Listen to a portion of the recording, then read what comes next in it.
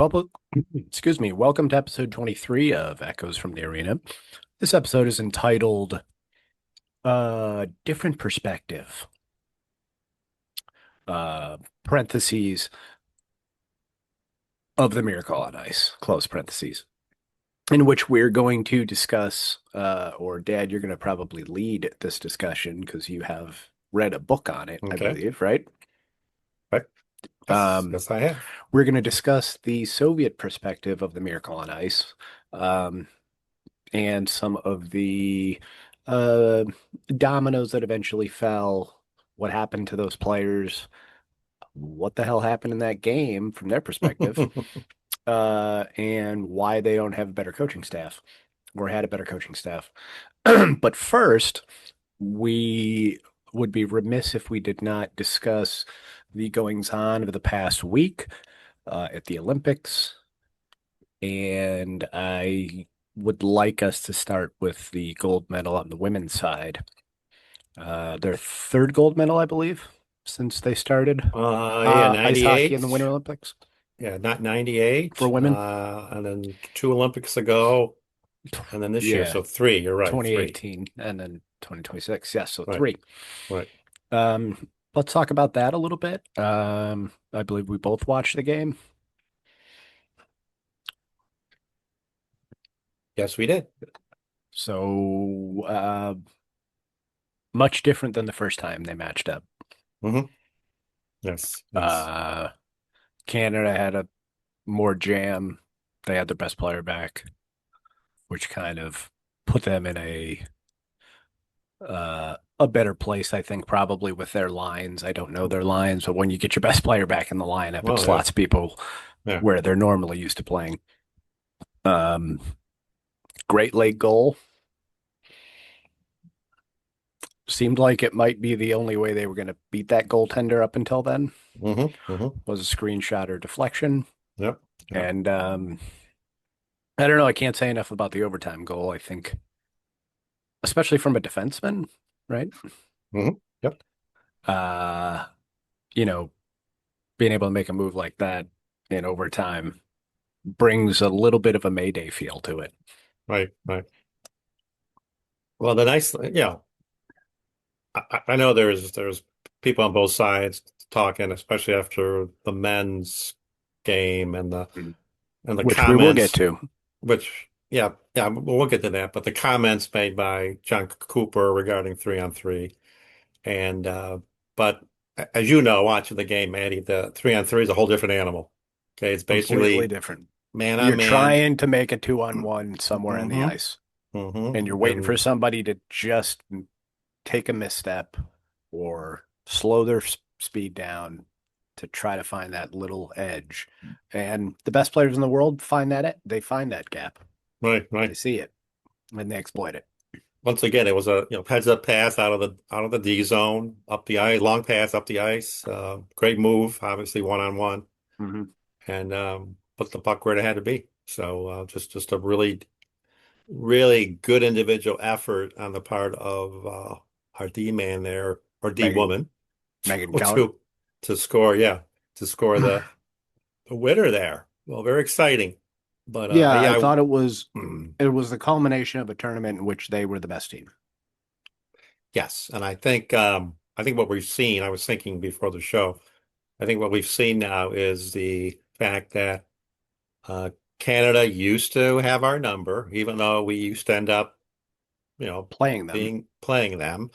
They usually won up until, this year. I know there were some games this year that I think we're defending world champions. Did we win the worlds I last year? I think don't we I did. don't know. And I think this year we definitely have superseded them. I Yeah, think we're the number one team in hockey right now. on the And women's side. Hmm. Canada is, they're an aging team. Some of their best players are retired. So they're in a rebuild process. A very good team. Again, it took us to overtime in the gold medal game, Uh-huh. but I just think the American squad is They were top of the top mountain to right they were now. top to they were top to bottom the best team. Yes, yes. So in that case, justice was served. Um, uh, in the Olympics.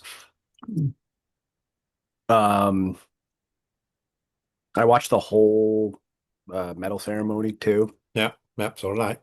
Canadians did not look very happy, They were not. Um, but but they were gracious in defeat. hmm. Not that I would expect anything different. Right, right. Us being from Buffalo, we are a border city, so we have a lot of commerce with Canadians. We run into Canadians all the time. We have Yeah, Canadian friends.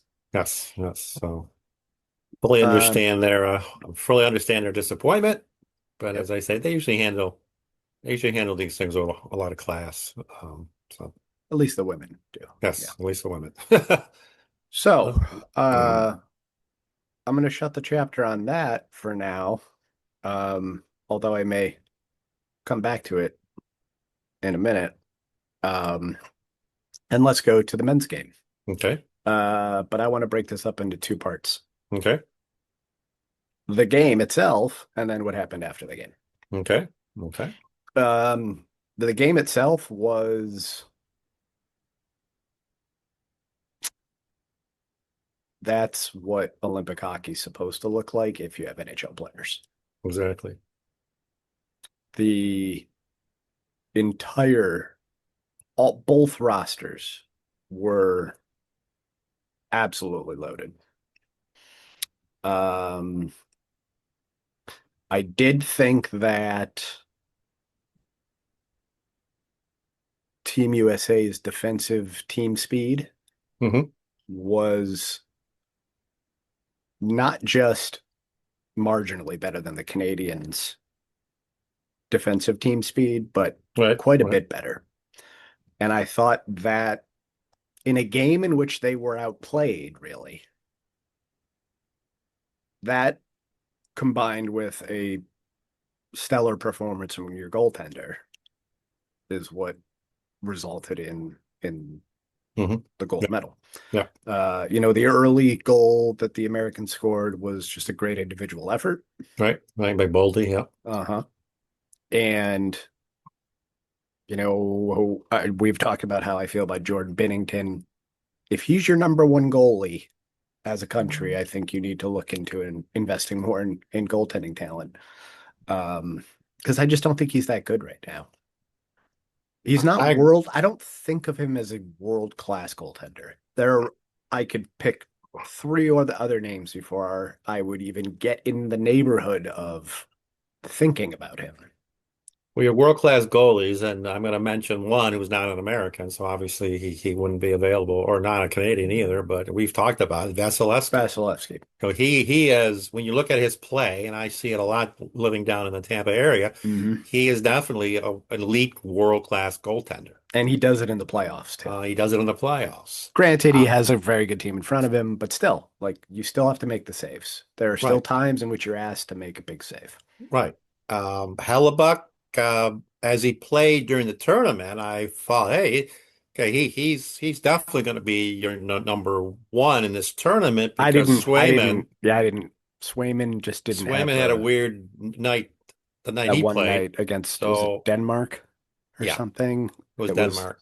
and they, So I concluded that okay, Hellebuck's going to carry this team, and then the team's going to win or lose with the way he plays, and did not expect the elite all-world performance that I saw on Sunday. Uh, Definitely, the reason that we won gold was Hellebuck. I yes. mean, the saves he made were incredible. And So, he very few rebounds, and he hmm. made an incredible save with a stick Well, the paddle, yeah. on a tap in, basically. I do know that McKinnon missed an open net. How often Hmm. does that happen? Yeah, well, they had a lot of misses that But night. stress has a funny way of doing things to you. Plus, let's face it, we saw it for years being Sabre fans Yeah, with with Hasek. Hasek. He would get in people's heads. He would get in players' heads, and a virtual easy shot was missed. And I really think players were so anal about, I got to put it exactly here or he's going to stop it. And I Which think was kind of Hellebuck right.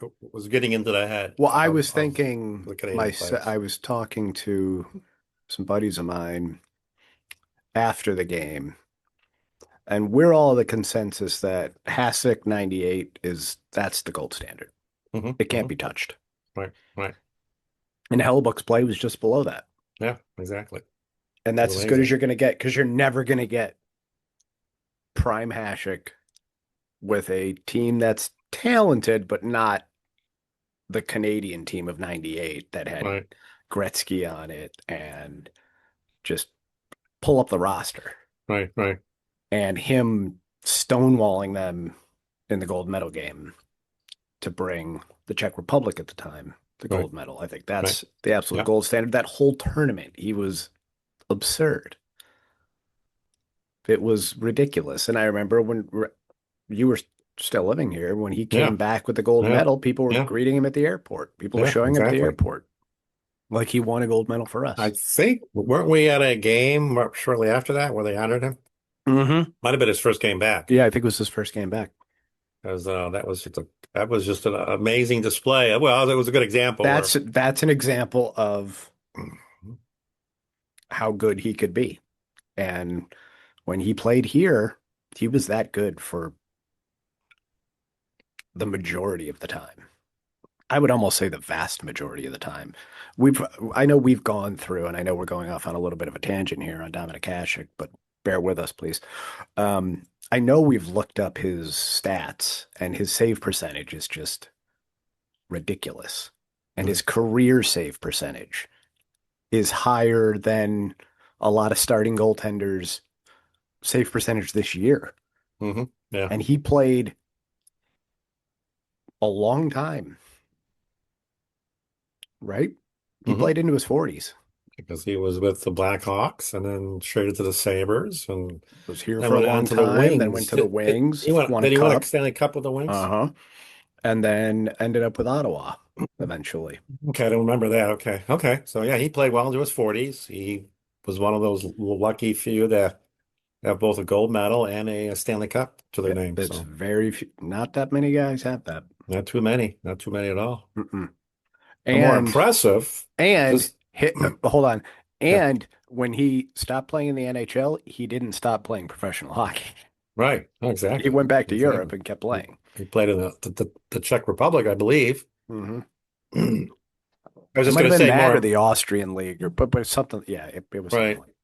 I was just going to say more impressive was the fact that Kenny Morrow, who we're going to be talking about his team, Mhm. Kenny Morrow won a gold with the 1980 team, and then later that year won the Stanley Cup with the Islanders. So that Doing was it in kind the of same impressive. year. Same year, within That's a few months of each other. yeah. So that was more Well, impressive depending on who by comes that out of math. the East and the West, you might have more players. You might, you But very much might we've have. only won three gold medals Yep. in the Hmm. entirety of men's hockey. So the women have done it three times since 1998. 60, 80, and 2026. Yes. 60 was Squaw Valley, right? 60 was Squaw Valley, yes. 80 is Lake Placid. Yep. I have a really weird recall of where Olympics are or Yeah, were. so do I. Well, I I'm a Olympic junkie, you know that. So I mean, I can go on the winter side, I can go back. I might even be able to go back further than that. But anyway, I don't need to show off or anything. then That's not the kind of person I am. one family Three. has three gold medals. Yeah. So Um, Dave the, Christian. the two Christians, Yep. and And then was it Bill Christian, the other one?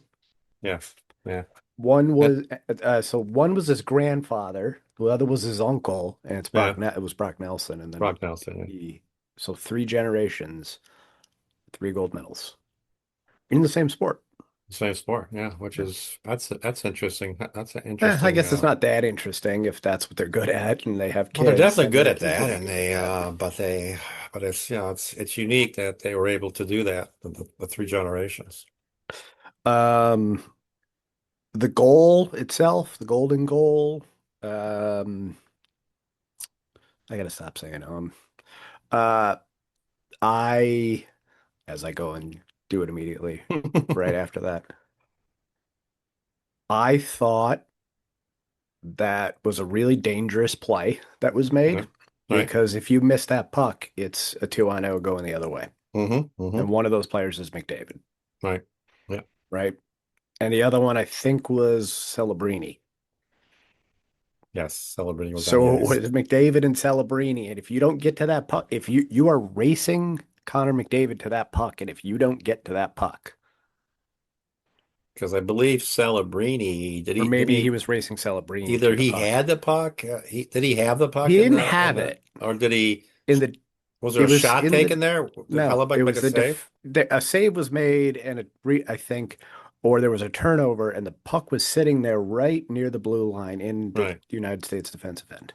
Yes. And I don't know who the player was that made the play, but they were able to make a poke at the puck and push it down the ice. Yeah, that was Jack Hughes.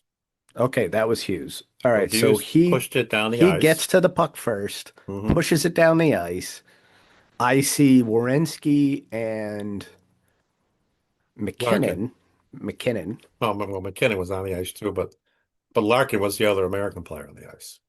No, but I'm talking about who was Right, McKinnon. racing Yeah. for the puck. So it was Right. McKinnon and Werenski, and it looked like McKinnon was going to get to it first, Hmm. but he didn't take the body. Right. Right. Werenski takes the body, gets possession of the puck. Hughes is racing down the ice, beats the two Canadian back checkers back, has a shot one-on-one with the goaltender, and slides it because that's where most of your goals come from, by the way, folks, on the Hmm. ice.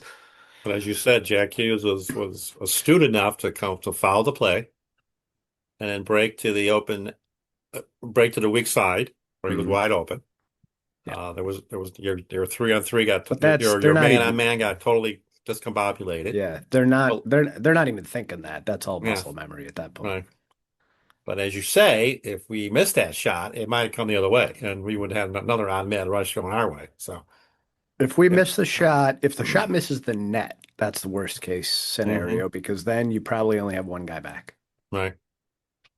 Yeah. But So, uh, and this is where I get aggravated, is I would like to just stop talking about the game there, right. but I can't because there was some fucking asshattery after the game.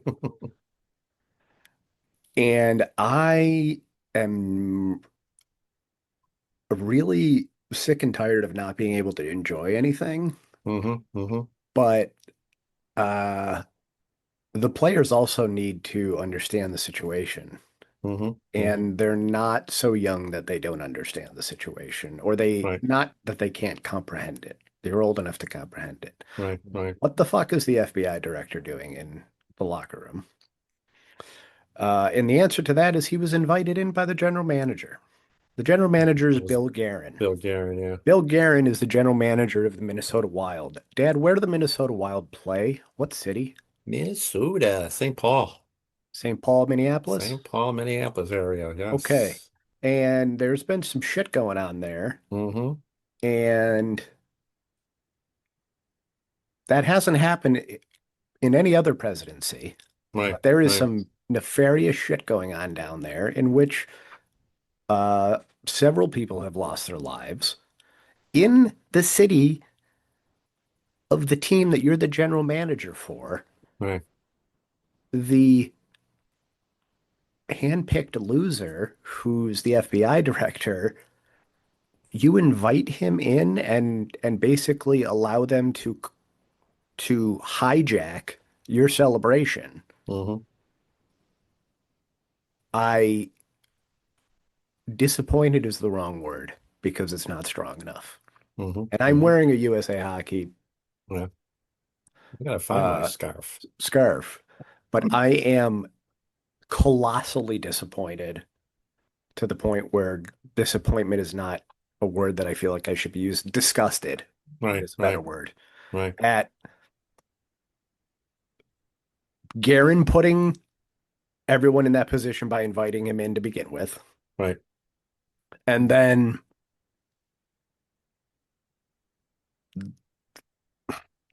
I understand that there's a party going on there, and it's like it almost doesn't matter who the fuck walks in, right? Right. Right. But after the fact, then going to the State of the Union yesterday, Hmm. and allowing yourself to be used as pawns in this some political game Right.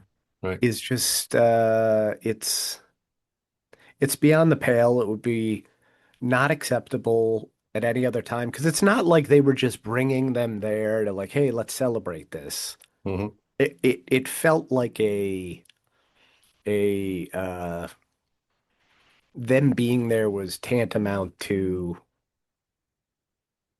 them being okay with the policies that are hurting our communities right now. Right. Right. And in such a charged atmosphere, it would have been very wise of them to politely decline. And there's games on tonight. The Sabres are actually playing right now. Yeah, Tage Thompson's on the TV right now. He's Yeah. there.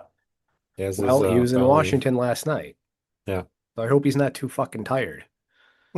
But I, between that, which disgusted me, and then the way that the president spoke about the women's team was disgusting.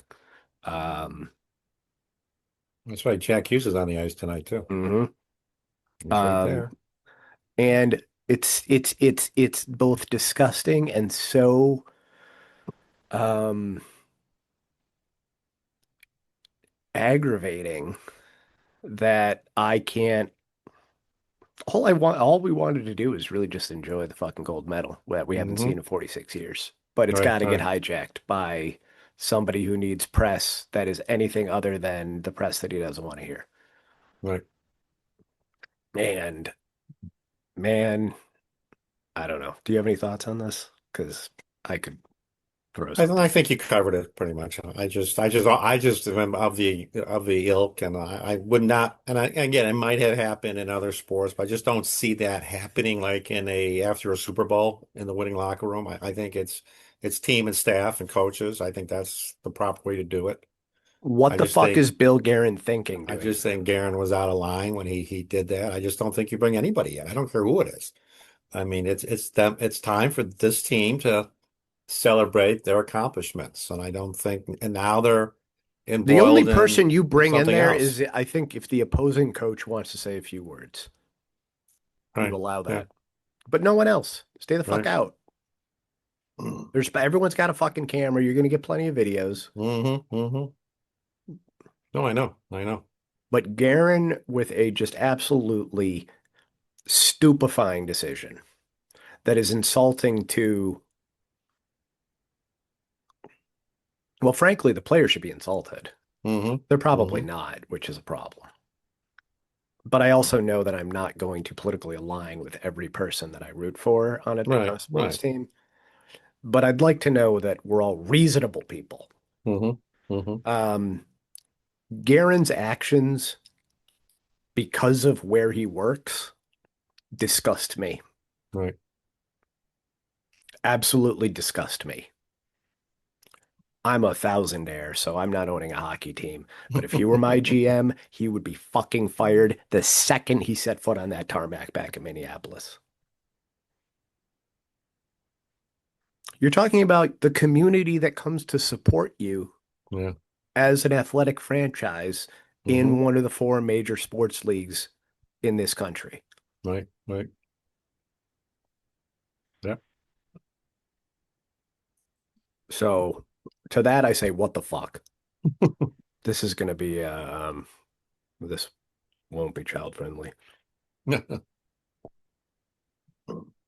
And then, I don't know, them showing up at the State of the Union. Do you have any thoughts on that?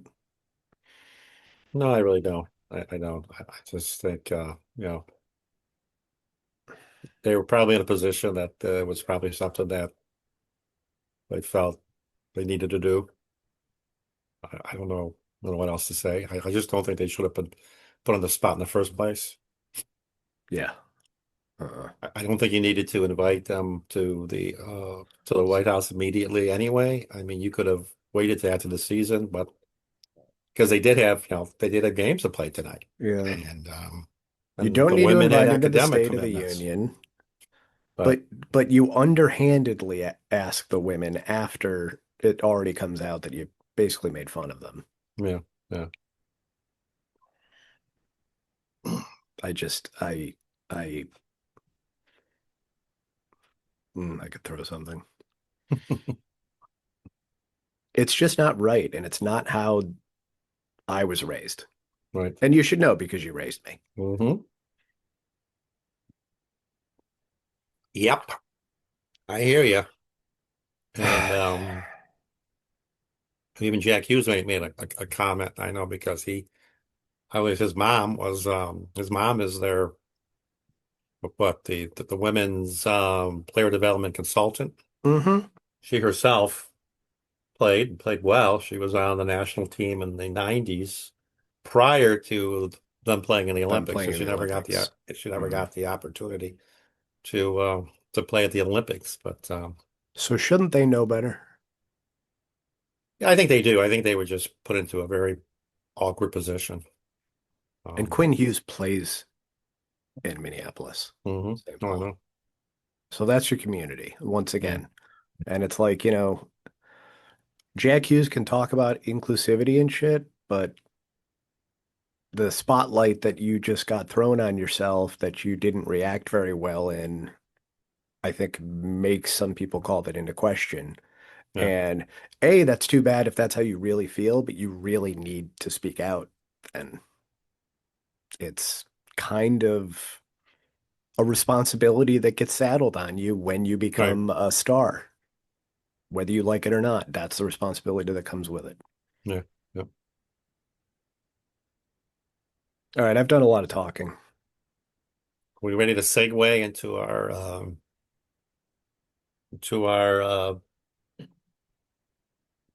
in another direction tonight? Do you oh, you don't want to keep talking about the State of the Union? Oh no. Yeah. It's time to talk about 1980 again.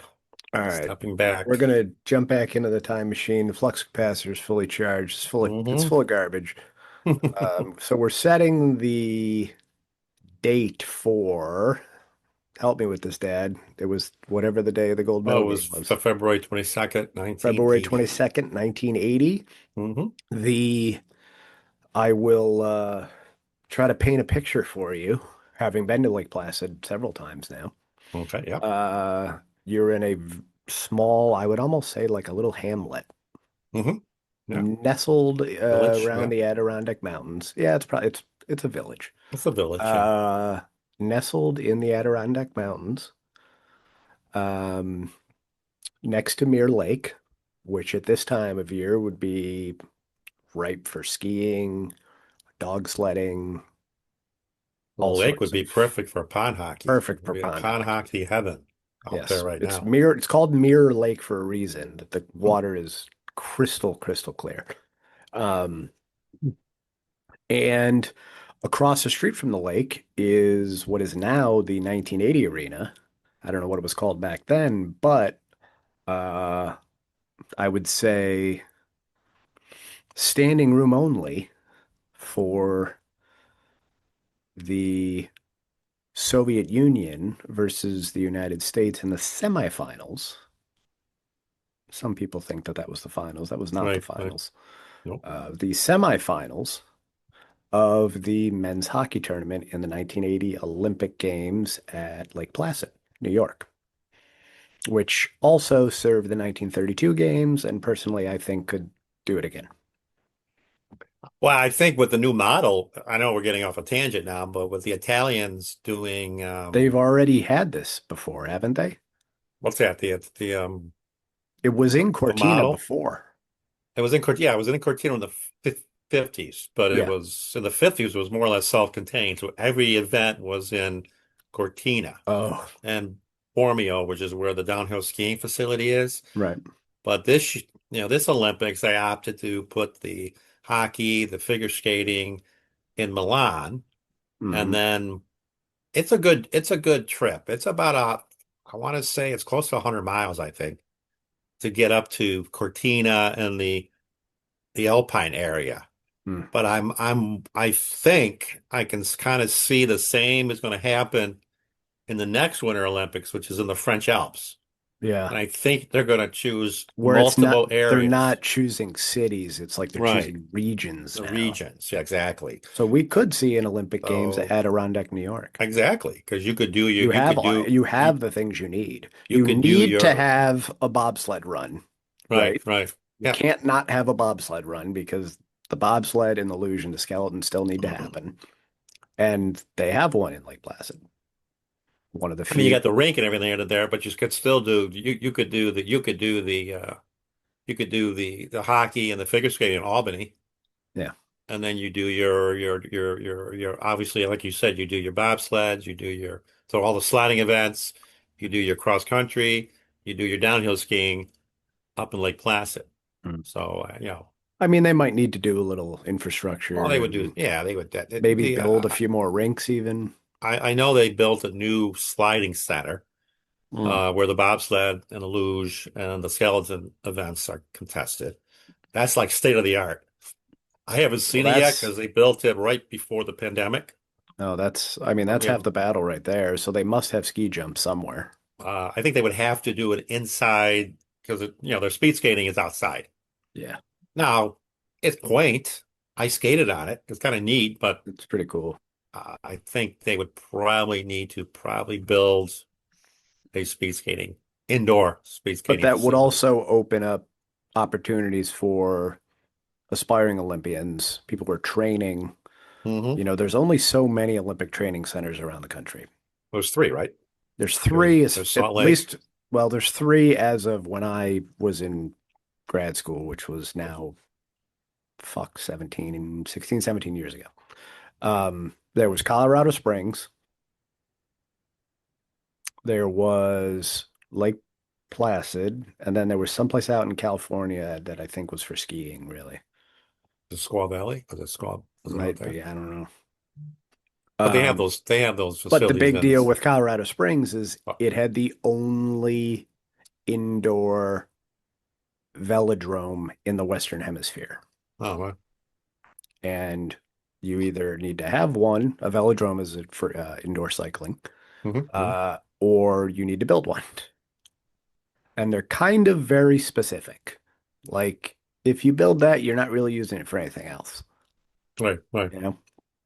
So, let's get into what we were going to discuss. So, we got off on a tangent after I tried to paint a picture of a uh, quaint but now bustling uh, little village in upstate New York called Lake Placid. But the hottest show in town would be the game between the Soviets and the Americans. Right. We have all been told the story of the Miracle on Ice or seen the movie. Those of us who are or were USA Hockey members. I was a USA Hockey member for several years, played hockey for 13 years. Um, Yep. but we've all been regaled with tales of the 1980 team and kind of seen it on the big screen as well. So we Right, have right, I would say, a decent handle on the game and how big of a impact it made in the country at right, the right. time. Um, but we're going to take a little bit of a different tact here, right? Yeah, We're going to look at it from the Soviet side right, right, because here you have um, one of well, the the best team in the world, basically. You have the Americans playing with college age players, players who are in college, right. and the Soviets are playing with grown men, Hmm. professional players, basically. Right, right. The only reason they're not allowed to play professionally is because they were in the Soviet army. They're Hmm. technically officers in the army. Right. Yeah, So yeah. take it away from there, Dad. Okay. Well, I'm gonna just do one little blurb, and then I'm gonna get into this. And the only reason I'm doing a I'm gonna go on a little tangent Good, because I'm sick of talking. was because you might enjoy this. So as I was preparing for this show today, I Mhm. was going through Facebook and came across a recent, it might have been done today or it might have done I think it was done. It had to be done in the last few days because they were talking about the men's team and the gold medal. But Julian Edelman, I don't know if you saw his podcast. So I've only seen clips. I've never listened Julian to him. Edelman was interviewing Jim Craig, The goaltender and for the they 1980. For exactly, those that don't know, he was the American goalie. and they were wow. To also make a note because I watched the game live. I was fortunate. We were fortunate enough, like you said earlier, to be living near the border of the U.S. and Canada. So I was actually You watching the probably watched game. on CBC, right? I was watching on CBC as it happened. Because it was tape delayed in the Um, States. yes, Despite Bob the fact Cole. that's in the exact time zone that you're I know. currently in. It was I think Bob Cole. And I don't know who was doing the color for CBC in those days, but so I watched the game as it unfolded, Hmm. and Hellebuck's performance the other day mirrored Jim Craig's performance. I do believe Jim Craig had to face more shots, I think he did. uh, but um, but it was incredible. But anyway, uh, And the team in front of him was much worse. exactly. Now you saw the movie Miracle. Several times. I'm always curious about the Kurt Russell speech, Herb Mhm. Brooks speech right before they took the ice. This is your time. Is this Hollywood or is this true? Jim Craig said it's very accurate. It's pretty much right on, he said, what Herb Brooks said. And if you listen to the speech, he never said you're going to win the game. He said, if you do what we've prepared to do, we can shut them down. And if we Make can them shut play them your down, game. Make we're them going to play your win. game. If Yes. we can shut them down.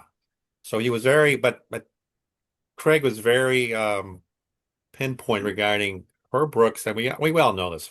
Herb Brooks was a master psychologist, sports Herb psychologist. Brooks, He also, let me was, jump in right here. Herb Brooks yeah, was the coach of the 1980 U.S. men's hockey team. yes, exactly, yeah, Unfortunately, passed away right before Miracle was released in a car accident, I believe. yeah. Was in Minnesota, I think, Yeah. where he lived. I don't even. So he Was did he not get to coaching at the see it. time? Was he I coaching think anybody at the time? he had stopped coaching. I Because he think had he coached the had been coaching. Rangers, Yeah. yeah, and the So, but men's. anyway, we're going to pivot here because we know Yes, a lot about the American stuff, but what happened on the Soviet side? yeah. We're going How to did look a at. team full of stars with the best goaltender in the world? Okay, I'm going to just I going don't want to to step on anything here, I'm but going to run some stats here, or I'm going to run okay. some. Okay, so the Russian hockey team won gold in 64, 68, 72, 76. Then comes 1980. So So they've just gone obviously, off on several. yes, they were the defending world champions. So And they come. they weren't also, correct me if I'm wrong on this, they weren't like beating teams 3-2. No, they were They were beating teams crushing teams. bad. I was when I went into the watch the game, I was just hoping we could stay close or something quirky might happen. And we did. I mean, we did stay close. Can I ask you a question actually that I think will help Yeah. to identify the talent that the Soviet team had? The Canada Cup. What was that big Canada Cup year? 72? I believe it was 72 because it's right here that they did dominate the Canada Cup that year. Which is playing against NHL NHL stars. stars. Now they would go on to lose later Canada Cups, Right. but Right. for the most part, there was back and forth there.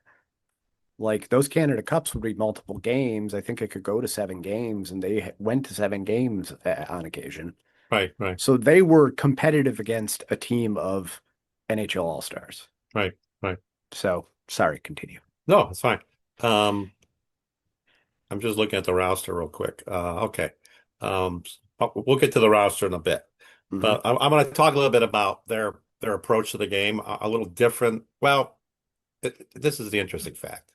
If you watch them play in 1970 or 1980, Uh-huh. and you watch and I'm using it because I've seen him play a lot this year. If you watch the Buffalo Sabres play the offensive zone, where they're getting the defense involved, where the it's Activated defense. Yep. exactly, and they're cycling, and the defense is going down low, and that other player, that forward knows he's got to come up high in Hmm. case there's a breakout going the other way. So you're kind of seeing, so that's what you're seeing now in the NHL. Make a note, 2026. Now, we've done it, other teams have done it before. I'm not saying it's something that's radically new, but you go back to 1980, you see the Soviets play, that's the way they play. And they play that way because they, Victor Tikkanen, the coach Hmm. of the Soviet team, which I don't want to give him tons of credit, but he did come up with this idea that instead of, now you played hockey, Maddie, we all played Well, hockey. pretty You know, poorly, base, might I add, but yeah. yeah, uh, over Yeah, here, North thanks for America, agreeing with it. over here in North America, you had you usually, defensemen change separately from the forward lines. Hmm. Okay, so you're You have making separate changes that way. coaches. Yep. And you have separate coaches. Okay, so the Soviet system of 1980 and prior and a little after, they were five-man units. So So they would change the five man. defensemen and the wingers were basically a unit, and they would be on the ice together. They would change together. Obviously, not all at once if they're changing on the fly, but certainly if there's a stoppage in play, Hmm. five men off, five men on. And they practice together. They practice Mm. unit. So kind of an interesting take. They were so good that they were able to pretty much, they could close their eyes and they would know where players Where a were. player or somebody was. So Yeah.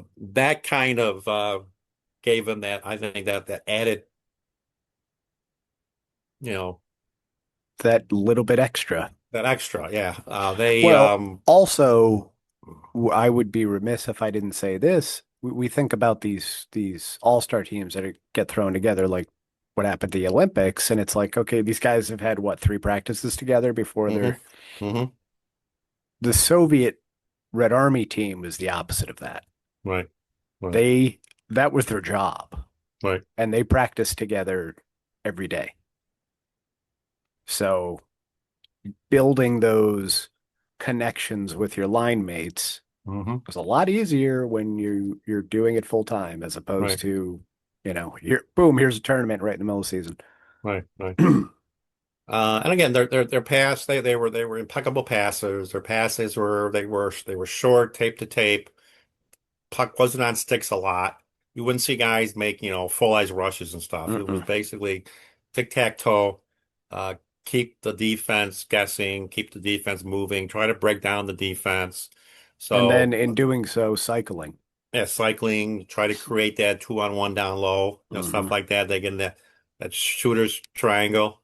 And I want to be And sensitive to those that aren't familiar with what cycling is. In this case, it has nothing to do with the Tour de France, but it's the idea that you have a forward in front of the net, you have a forward down low, and you have a forward on the wing. And in the offensive zone, you keep cycling the puck down low, down low, down low until you find that gap in the defense where maybe a guy beats his man after he cycles, he cuts to the net. So, uh, seeing the Soviets play it, it's like a ballet on ice, right, right, right. right? Yeah, yeah. So to move on, the anyway, I think we all know the way the game ends. There's these dramatic two goals scored by the Americans in the third Third period. period. We hang on for dear life. And to use an old hockey term, it's Katie bar the door because they're just taking shots from everywhere. Well, I call it try Um, to get the car in the garage. Get that in the exactly. garage.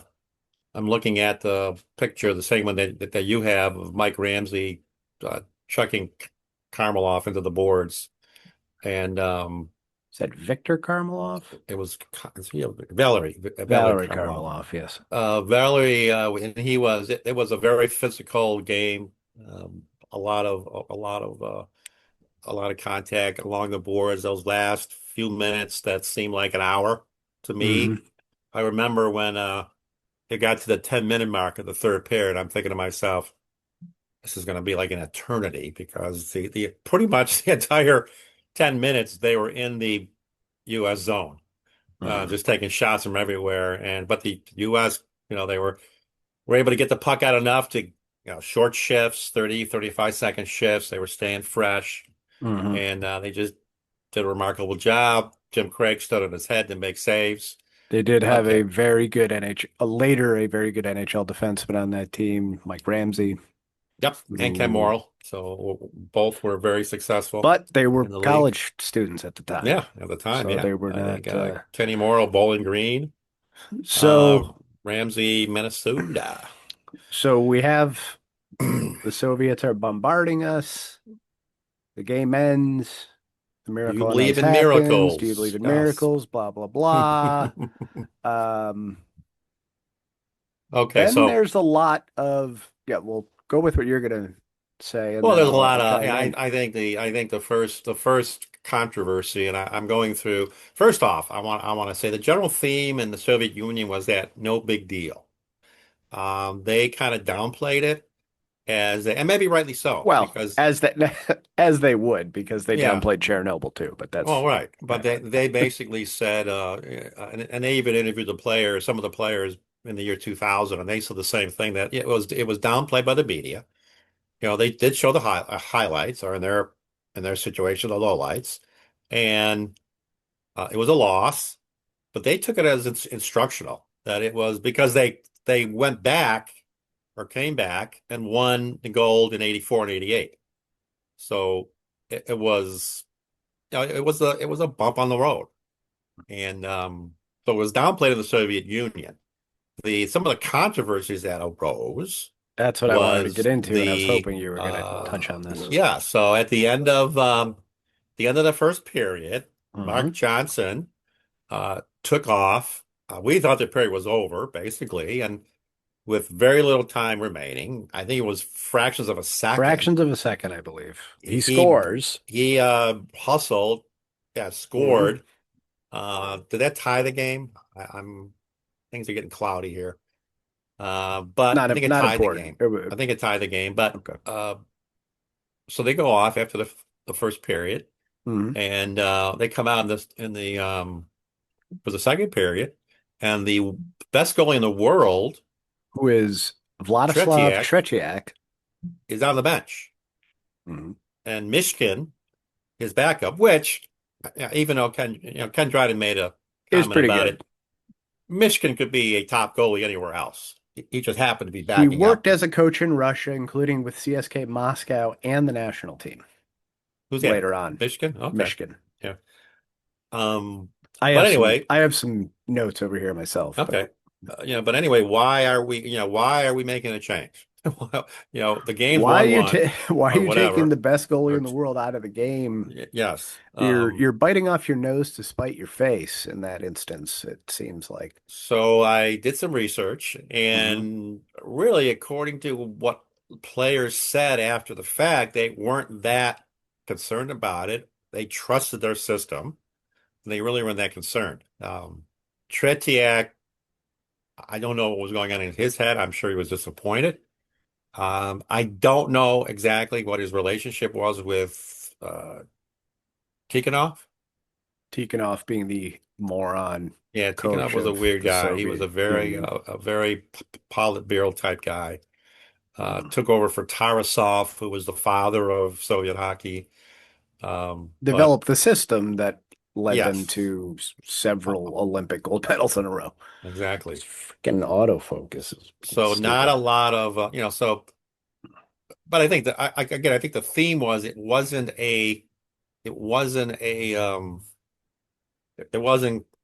let's trash the system and we got to find out what went on here. It was basically we lost the game, bump in the road. We're going to learn from it and move on, which they did do. So, but I was looking at the roster, and we thought when we were talking before, a few weeks ago, Maddie, I Hmm. thought some other players were on the team and they weren't. The only player on this particular team, the 1980 team, Hmm. was Fetisov, who made I it to the think NHL. There's somebody else that we both missed Okay. Let me because get I to the have a list roster. here. Oh, dear. Okay. Let me get to the Yeah, roster. Because I had the roster here. And whenever I need to find something on this phone, I can't find it. it's a good pod. I don't know. But let me see if I can find it.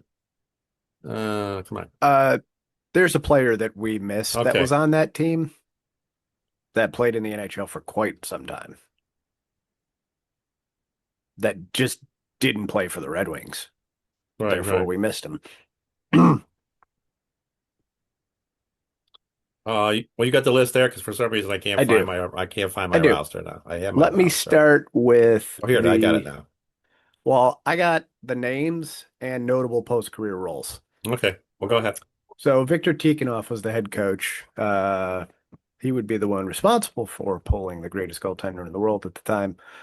He did coach the USSR to multiple gold medals, known for strict discipline. He was a disciplinarian, passed away in 2014.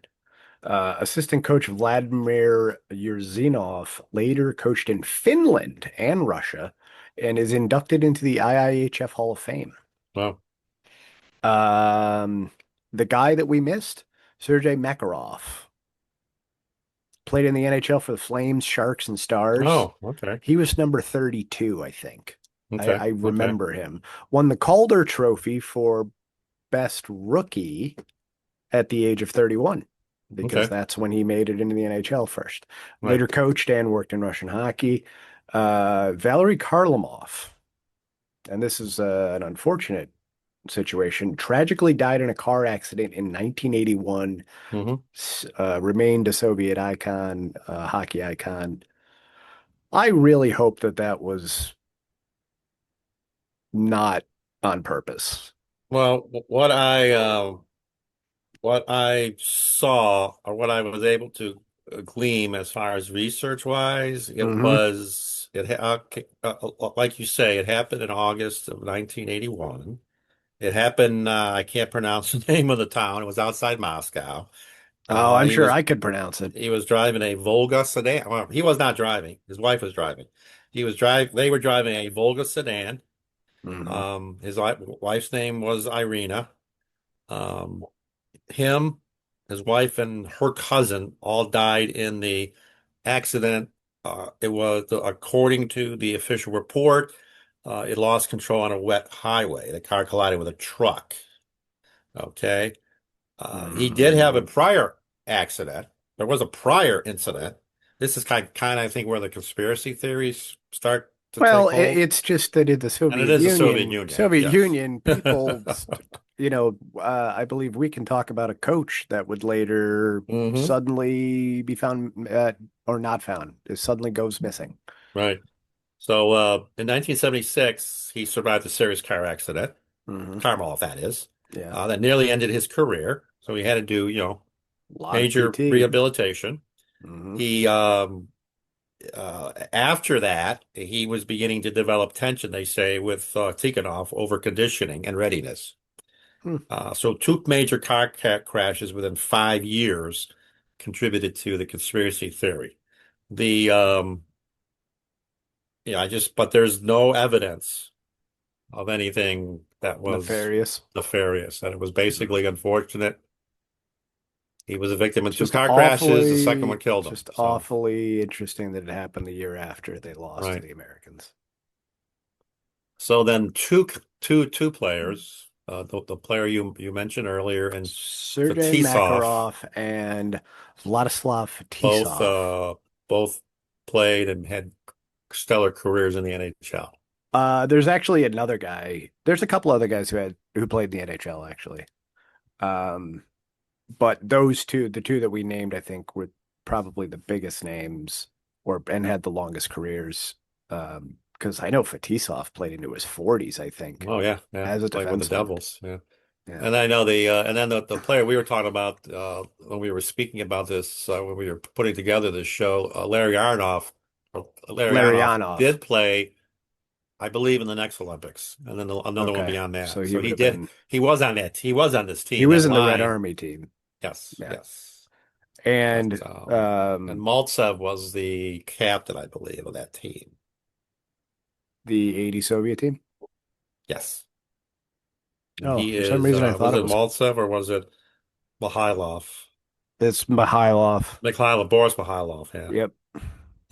It's funny because I pulled up, research wise, who passed away, and Hmm. we already mentioned Karmelov, Hmm. Petrov, but then there's, I don't know if these are, I don't know how accurate this is because you Boris Mikhailov, and it says correction, still living, as of the latest public records.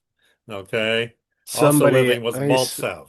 maybe So somebody was dicking around with the I Wikipedia. know. Well, maybe we But need better sources than that for that and sort of thing. obvious and both goalies are still alive and well. And Tikhonov kicked the bucket in 2014. So Yeah. there you go. Um, Tretiak went on to serve as a goaltending coach for the Blackhawks.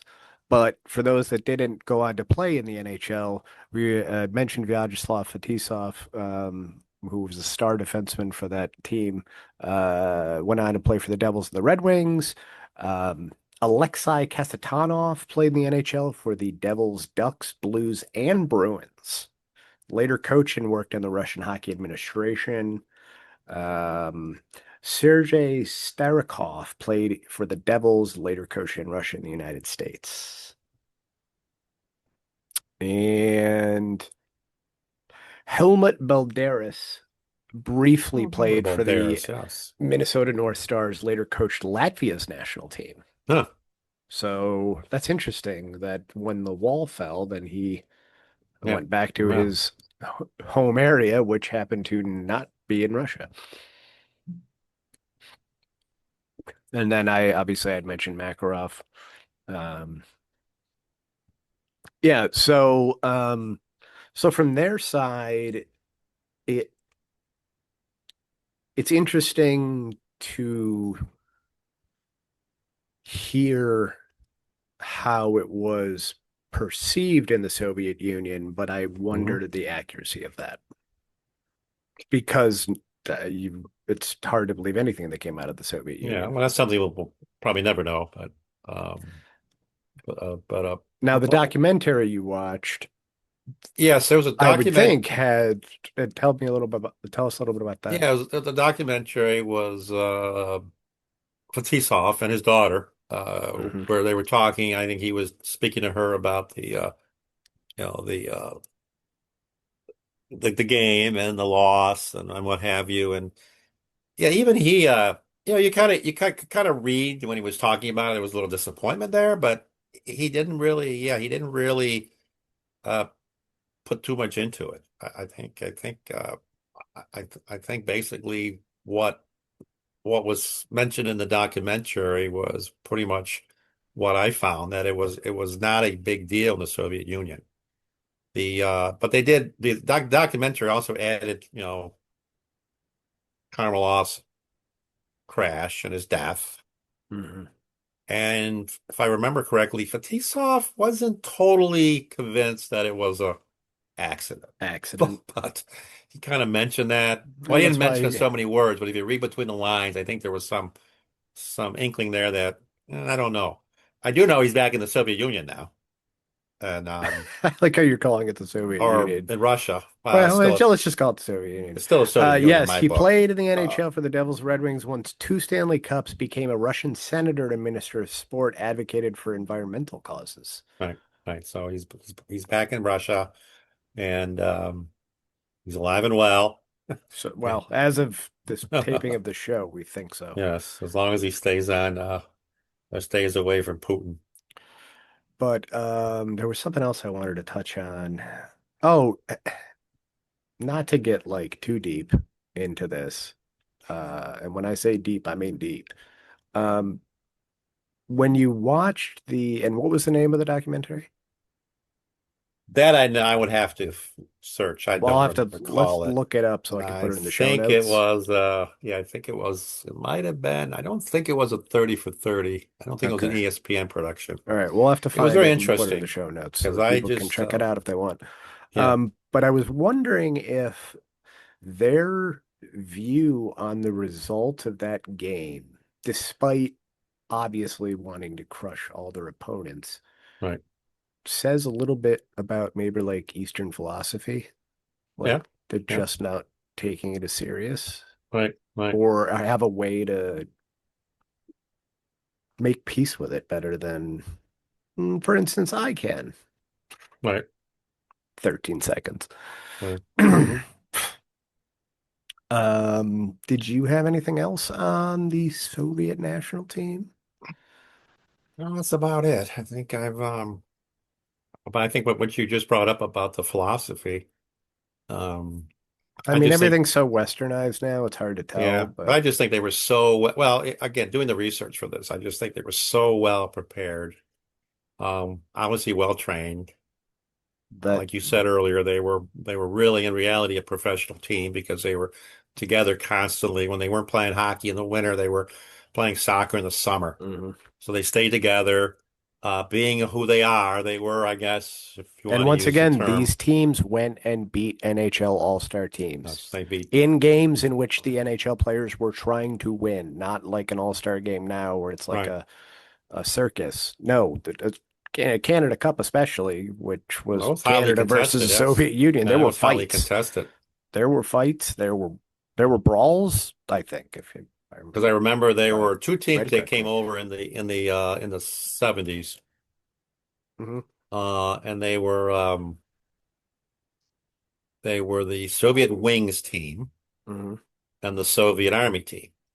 And the Wings team played the Sabres and a few other teams, and the Sabres actually Beat the shit out of them. beat them pretty badly. Yeah. Yeah, The Soviet Red Army, however, um, different they were animal. different. They were a different animal. I don't think they lost many games. They They weren't were putting good players on both teams. The right, other team was like the B team, right, or right. So, you know, but the what I was getting the to is F team. they were so well prepared. They were. I think their system did work. Obviously, Well, we're seeing it now, having won so many of the gold medals over the years. I and know we're seeing Fred. evolutions of it in the modern day Oh yeah, yeah. game. Fred Shero, who was the then coach of the Philadelphia Flyers and the Broad Street Bullies run of Stanley Cups, Hmm. he went to Russia to study what they did and how they got picked up tips from watching them practice and play. The one thing I know he utilizes, as you know, watching the NHL and any hockey at any level. Well, mainly college and pro, I guess. I don't know if you do it too much in youth hockey, but power Maybe in play, Minnesota, probably Minnesota. power play, they like to set up behind the net. I was So, gonna say Minnesota high school hockey is kind of like well, college Minnesota high school already. hockey is a whole different animal, but yeah, they like to, you set up behind the net in your defensive zone, you break out. Yeah, That the Soviets never did that. The they never Soviets, did as it. soon as they got the puck, they turned it and went up the ice. Up ice. I mean, so they saved time. They didn't waste seconds on the power play skating back behind the net. And it's attacking and they um There's just a flow to their it, style. but they also were so far ahead of their time as far as respecting possession. Hmm. They would leave they would leave the offensive zone if it meant keeping possession of the puck. Yes, If they were in a yes. bad spot up against the blue line, it's better to pass the puck back to a defenseman who's already out of the zone Hmm. than to Hmm. try to keep that puck in and give up an odd man rush going the other way if things don't work out your way. And something else I want to mention too, and I saw it playing the Sabres, watching the Sabres in the 70s and all the league, all the teams. Okay, players are able to be successful in the National Hockey League in the 70s that weren't great skaters.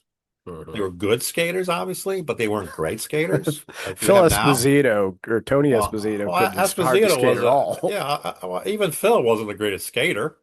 Um, but Like the running on Russians were skates. phenomenal skaters. So they really, really, took this notion that, okay, to play the game, you got to learn a different level or You you have got to to learn learn a a different different method method of of locomotion. propulsion. Yeah, of locomotion. Yep. And they were just phenomenal skaters on the edges and what have you, and backwards. And And so, that I think you we've know, seen that really permeate the game because now slow teams get beat. mhm. Well, now Doesn't every matter. yeah. Doesn't matter if you're big and slow.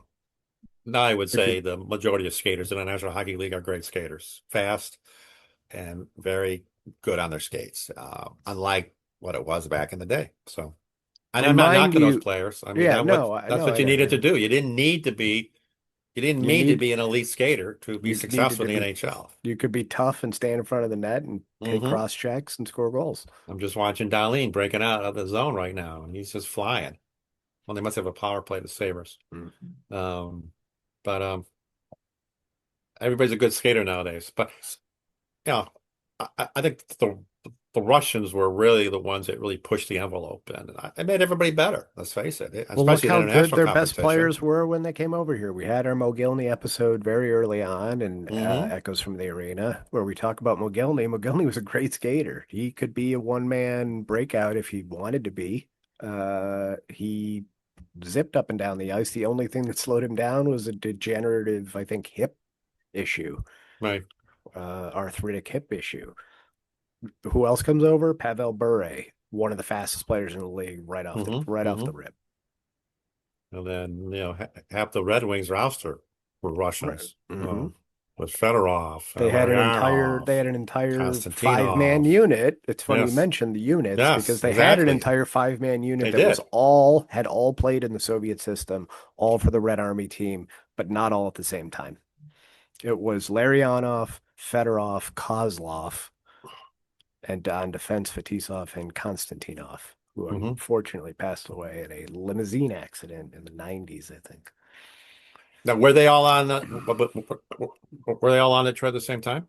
Yeah, Okay, because they played together at the same time. That yeah. they were, I They believe played. They were on the ice at the I same believe time. they were on the ice at the same time. I think that whole philosophy was adapted or adopted by the Red Wings. So, It's interesting that you brought that up because I hadn't even thought of that they did play a lot because they won a cup with them hmm. Hmm. and Iserman and, Yeah, you but know, yeah, no, they were. and co. This was something the Soviets felt very strongly that a five-man unit would be better than you know interchanging defense pairings with forward lines and what have you.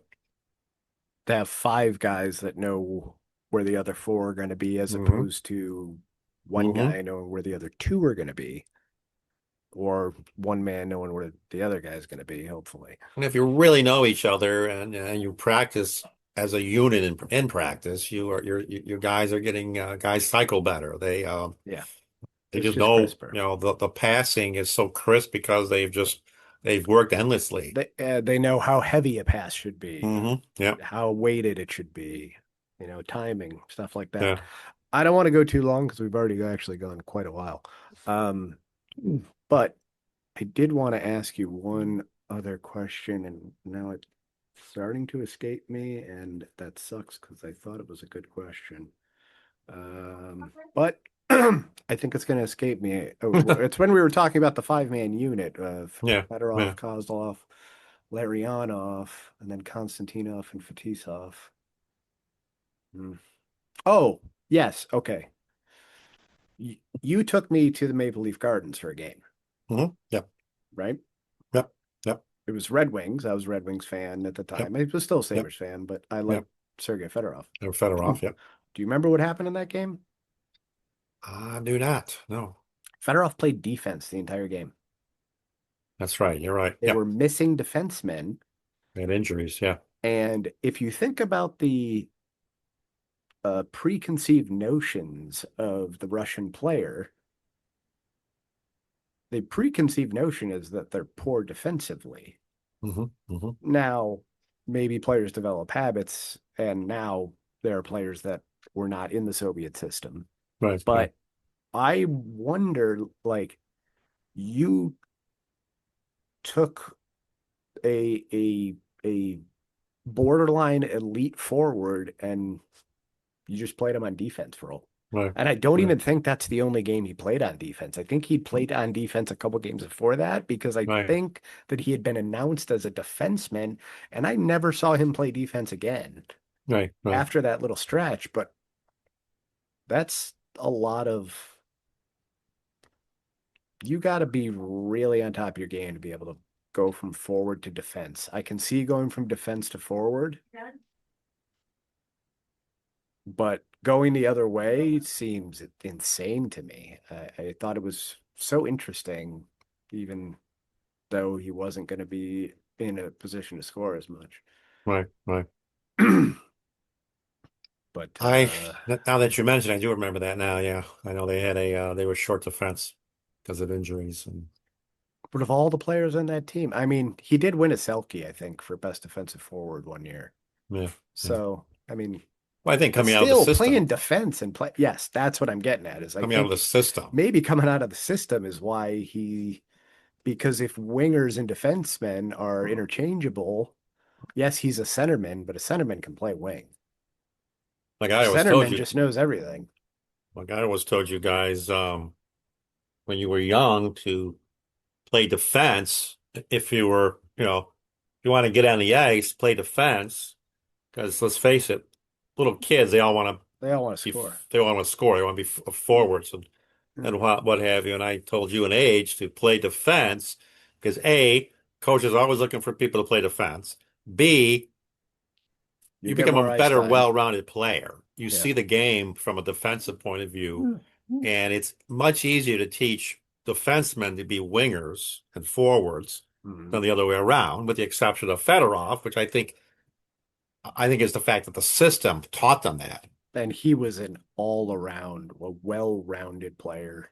Right, The only thing he really didn't have was a heavy physical nature, but even, when brawls went down, he wasn't not right, going in there.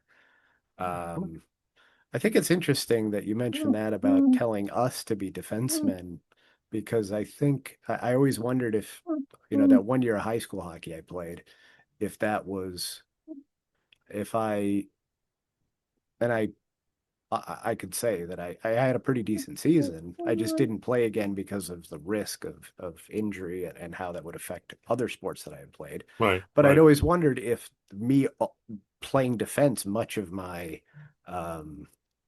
much of my time in sports and peewees and midgets and bantams led me to being a better defensive forward, because that's the position that I was playing in high right, school, was more of a checking forward.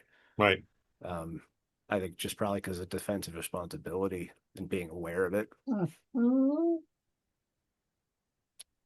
So, all right, Very good. we've rambled long enough. Yep, Um, very good. Good show. did you have anything you wanted to close with? We're not sure quite what the next show is going to be. We'll discuss when it will be. We are out of the Olympic season. We are getting ready for what pitchers and catchers have reported.